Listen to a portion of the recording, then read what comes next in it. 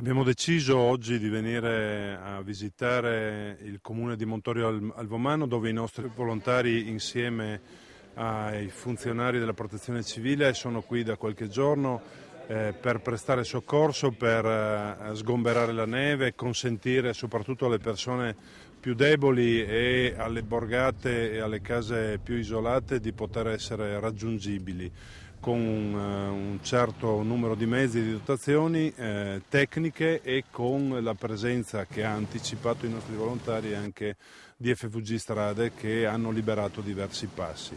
Abbiamo potuto parlare con il sindaco di Montorio e con il presidente della provincia e davvero mi hanno pregato entrambi di estendere a tutta la nostra comunità regionale, alla protezione civile ma in generale alla comunità regionale, il loro ringraziamento ai volontari e alla protezione civile per le opere di soccorso che hanno prestato finora.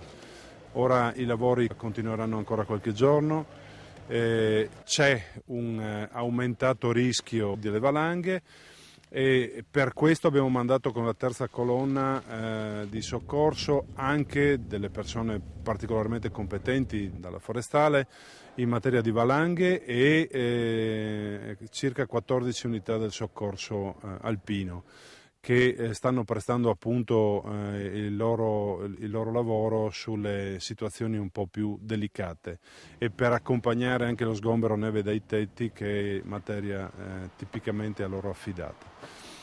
Fino ad oggi la protezione civile ha eseguito circa 67 interventi di puntuali di sgombero neve e di riapertura varchi e di connessione stradale con borgate isolate. Una grande opera, un'opera di volontariato che ancora una volta ci distingue a livello nazionale e noi, e io personalmente, la Giunta regionale insieme a me e la Presidente, sono profondamente grati per questo lavoro a tutti i volontari del Friuli Venezia Giulia. Grazie. Di cosa? Grazie a voi. Di nuovo. Ciao.